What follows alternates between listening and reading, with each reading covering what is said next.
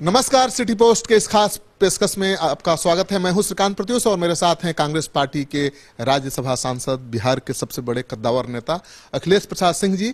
चुनाव अब सर पर है, यानी पहला फेज का चुनाव 28 को होना है। ऐसे में अखिलेश सिंह जी का क्या आकलन है, कितनी सीटें इनकी पार्टी को और महागठबंधन को मिल रहा है? अखिलेश जी, क्या आप तो पूरा बिहार का दौरा कर रहे हैं, स्टार कैंपेनर हैं और सबसे बड़े रणनीतिकार भी हैं, क्या फीडबैक है? ईमानदारी से बताइएगा। मैं जो भी बोलूँगा ईमानदारी से बोलूँगा, जो भी बोलूँगा ग्राउंड रियलिटी जो है उसको कहूँगा।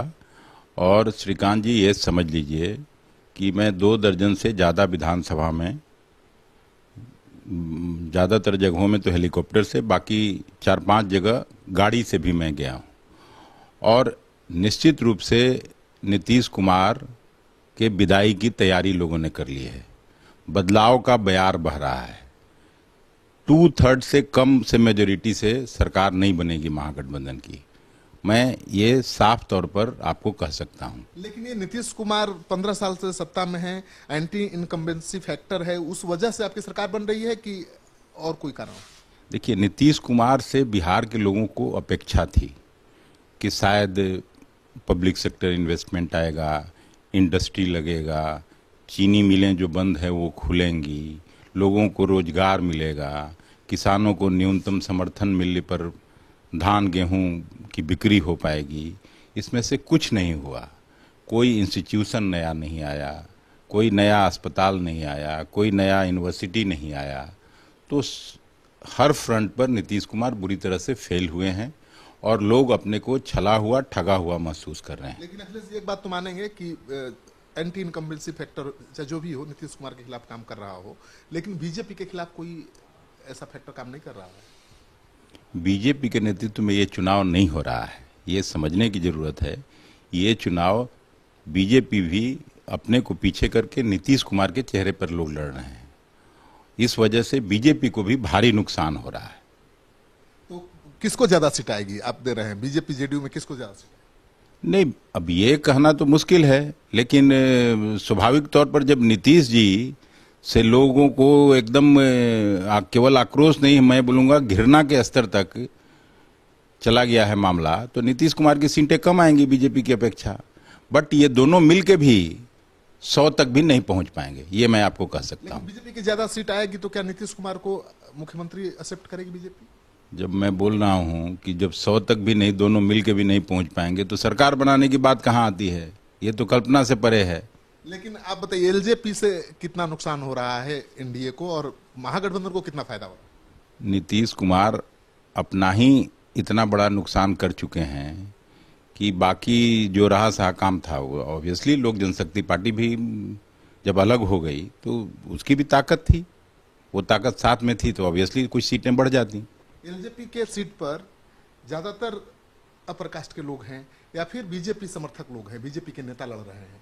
आपको लगता है कि बीजेपी के समर्थकों का सपोर्ट, सहयोग मिल रहा है एलजेपी को, जेडीयू को हराने के लिए, एलजेपी को जिताने के लिए? देखिए, ये तो बीजेपी का प्रत्यक्ष रूप से गठबंधन जेडीयू से है, लेकिन अप्रत्यक्ष रूप से भी 2 गठबंधन है, एक एलजेपी से और दूसरा एमआईएम से। ये सब लोग बिहार में समझ रहा है, इस बात ऐसा नहीं है कि कोई नहीं समझ रहा है। तो और आप भी समझते होंगे इस बात को अच्छी तरह से। जिस बात का जिक्र किया आपने कि ज़्यादातर तो बीजेपी के लोग लड़ रहे हैं पीछे से, जहाँ जेडीयू लड़ रही है। आपकी बात से यही निष्कर्ष निकलता है कि बीजेपी 243 सीटों पर चुनाव लड़ रही है और प्रत्यक्ष रूप से यस लड़ रही है। फिर भी सरकार नहीं बना पाएगी? नहीं बना पाएगी, कभी नहीं बना पाएगी। नीतीश कुमार के खिलाफ इतना हेट्रेड है, इतना घृणा है, इतना आक्रोश है, इतना गुस्सा है लोगों में कि नीतीश कुमार के साथ चल के कोई बेतरनी पार नहीं कर सकता था। देखिए, आपको याद होगा कि लालू यादव की जो रैली हुई थी गांधी मैदान में, सबसे बड़ी रैली हुई थी और सबसे ज्यादा भीड़ जुटी थी, लेकिन उस चुनाव में वो हार गए थे। तो ज्यादा दिखाएंगे जोश खरोश यादव तो दूसरी जातियों के लोग भागेंगे कि नहीं, डरेंगे कि नहीं? श्रीकांत जी, हिसुआ तो भूमिहार बहुल इलाका है, वहाँ राहुल जी का और इन तेजस्वी जी का साथ ज्वाइंट रैली हुआ और वहाँ जो भीड़ उमड़ी, तो उसके बाद अभी यादव और बैकवर्ड और अपर कास्ट ये सब छोड़ दीजिए ना, ये अगड़ा पिछड़ा का लड़ाई खत्म हो चुका। अब लोग परिवर्तन चाहते हैं, लोग चाहते हैं कि नहीं नीतीश कुमार की जगह कोई और बैठे। तो ये बात साफ है लोगों में, इसलिए उनका चेहरा को लेके कोई आगे नहीं बढ़ सकता। लेकिन आप कह रहे हैं कि नीतीश कुमार नेतृत्व कर रहे हैं एनडीए का, इसका खमियाजा भुगतना पड़ रहा है, एनडीए को नुकसान हो रहा है। तो आपके जो लीडर है महागठबंधन के तेजस्वी यादव, आपको लगता है कि नीतीश कुमार से बेहतर चेहरा है? निश्चित रूप से बेहतर चेहरा है, जनता मान चुकी है बेहतर चेहरा। जो यूफोरिया है, जहां आप जाइए तेजस्वी प्रसाद यादव के मीटिंग में, तो जो जवान बूढ़े छात्र नौजवान सभी लोग का जो यूफोरिया है और जो आकर्षण है, तो अब इस बात को मान लेना चाहिए। लेकिन आप ये बताइए कि कांग्रेस पार्टी में क्यों घमासान है? कांग्रेस पार्टी के नेताओं पर आरोप लग रहा है कि उन्होंने ऐसे कैंडिडेट्स दे दिए हैं कई जगहों पर कि एनडीए को ओवर मिल गया। 10 तारीख का इंतजार करिए। अभी भी मुझे विश्वास है कि कांग्रेस का स्ट्राइक रेट बाकी पार्टियों से बेहतर होगा। तो 27 विधायक थे पहले ना, अब कितना हो जाएंगे? क्योंकि पहले आप 41 सीटों पर लड़े थे, अभी 71 सीटों पर लड़ रहे हैं। अब इस बार दुगना हो जाएंगे हम लोग। तब तो आपका गारंटेड सरकार बन जाएगी। तो इसमें आप, मैं तो पहले ही बोला कि 2/3 बहुमत से सरकार बनने जा रही है। ये ओवर कॉन्फिडेंस नहीं लगता है? ओवर कॉन्फिडेंस तो आप 10 तारीख तक इंतजार कर लीजिए ना। मैं कहाँ कर रहा हूँ कि अगर आप मुझ में ओवर कॉन्फिडेंस आपको दिख रहा है तो 10 तारीख तो बहुत लंबा समय नहीं है ना। 15 दिन के बाद वोटों की गिनती होगी, उसके बाद फिर पूछ लीजिएगा मुझसे। सबसे बड़ा चुनावी मुद्दा बता दीजिए जो जिता रहा है, महागठबंधन की सरकार बना रहा है।